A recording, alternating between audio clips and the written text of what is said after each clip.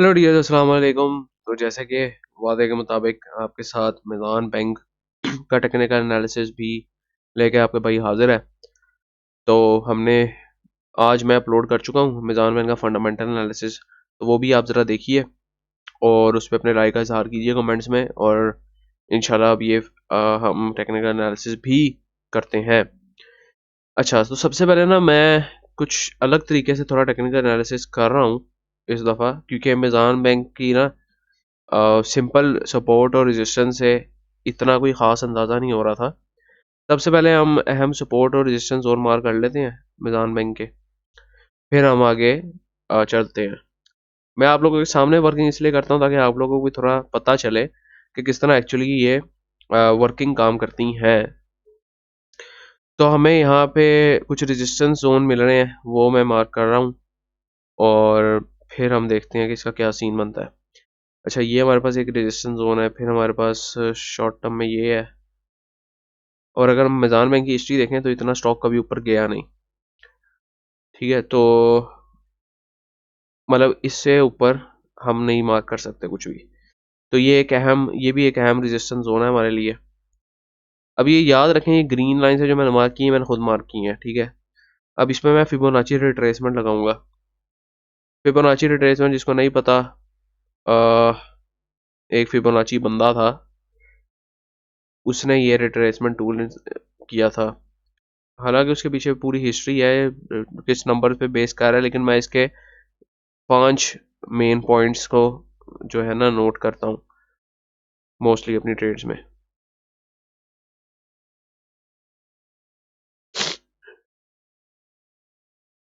अच्छा ठीक है,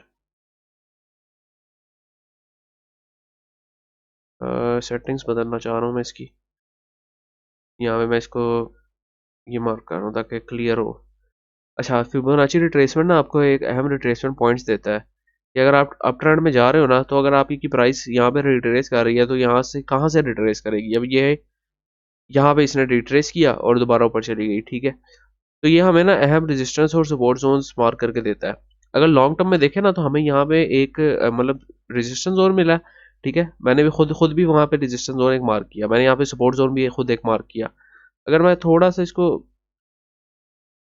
अगर मैं यहाँ पे अपना सपोर्ट जोन देखूँ ना, तो ये फिबोनाची के इस पॉइंट से तकरीबन तकरीबन मैच कर रहा है। मतलब हम भी अपने तौर पे सपोर्ट जोन्स बना सकते हैं, और फिबोनाची बाय डिफॉल्ट आपको मल्टीपल सपोर्ट जोन्स बना के दे देता है। ठीक है, ये एक चीज़ हो गई।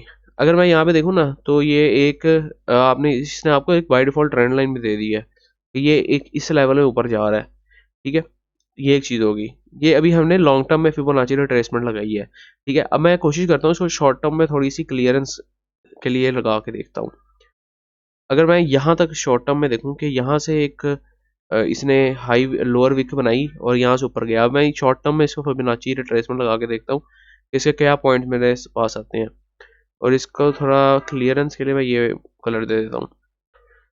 ठीक है, अब ना एक हाईली कॉन्फ्लुएंस पॉइंट्स मेरे पास ये आ रहे हैं तकरीबन तकरीबन इस जोन में। अगर ये रिट्रेस करता है ना, तो फिबोनाची मुझे ये शो कर रहा है कि ये आपके इस जोन में आ सकता है, विच इज मैं आपको थोड़ा मार्क करके दिखा दूं। ये जोन, ये मतलब 155 से 161 तक के जोन में आ सकता है ये, अगर ये रिट्रेस करता है। ठीक है, ये हमें फिबोनाची रिट्रेसमेंट का एक ये टूल बता रहा है। ठीक है, और अगर हम खुद भी थोड़ा एनालाइज करें तो हमें यहाँ पे पता चल रही है कि हम सपोर्ट जोन बन रही है, तो यहाँ तक भी हमारे पास आ सकता है इजीली। ठीक है, ये भी एक चीज़ देखने वाली होगी। ठीक है, तो मेन मेजर ये है कि अब हमें ना यहाँ पे रिट्रेसमेंट देखने को मिल रही है रेजिस्टेंस जोन से। अगर हम यहाँ पे अर्ली चार्ट भी देखें तो हमें यहाँ पे रेजिस्टेंस जोन से ना यहाँ पे रिट्रेसमेंट देखने को मिल रही है। तो ये एक तो सबसे पहले एक अहम जोन है 165 का। ठीक है, और इसके अलावा हमारे पास दूसरा अहम जोन बनता है यहाँ पे 155 से 160 के दरमियान, which is highly confidence region by Fibonacci sequence. और ये वाला जोन मैंने अपनी वर्किंग के मुताबिक मार्क किया है। इसका मतलब ये है कि अगर 165 पे आता है ना, तो आपने थोड़ी सी क्वांटिटीज की बाई कर लेनी है। और अगर यहाँ पे आता है 155 से 160 के रीजन में, तो आप थोड़ी ज़्यादा क्वांटिटीज की बाई कर सकते हैं ताकि एवरेज आउट कर सकें। ठीक है, तो मैं लॉन्ग टर्म की बात कर रहा हूँ, शॉर्ट टर्म की बात नहीं कर रहा फिलहाल। तो ये एक चीज़ हो गई हमारे पास, ठीक है। हमें इंट्रिंसिक वैल्यू और उसकी बात कर रहा हूँ कि आपने कब हमें ये इस चार्ट से कैसे पता लग रहा है कि हम कैसे उठा सकते हैं इसको, ठीक है। तो एक चीज़ होगी 165 के जोन पे हम उठा सकते हैं, एक चीज़ होगी 156 या 55 से 160 के जोन के दरमियान भी हम उठा सकते हैं। और अगर हम इसका लॉन्ग ट्रेंड देखें तो ये ऊपर जा रहा है हमेशा, मतलब ये लॉन्ग ट्रेंड, इसका लॉन्ग ट्रेंड लाइन देखें अगर, ये जो फिबोनाची रिट्रेसमेंट ने ड्रॉ की है तो ये ऊपर ही जा रहा है हमेशा, ठीक है।